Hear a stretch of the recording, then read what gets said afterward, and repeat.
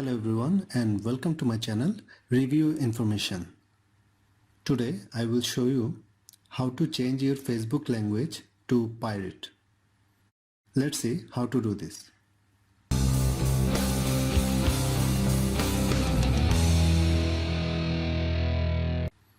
Log into your Facebook account, then scroll down to bottom of your page. Then you can see the language section. From here, click on the plus or add button.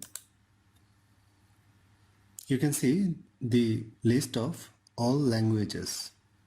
From the list, select English Pirate.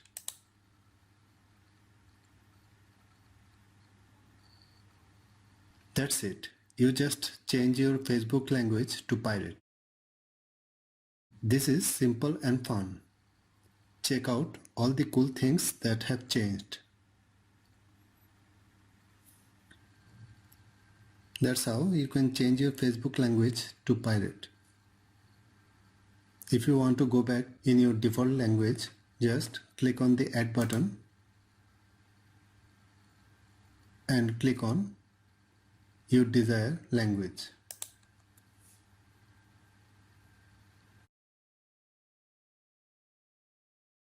Thanks for watching. Hope you guys enjoyed my video.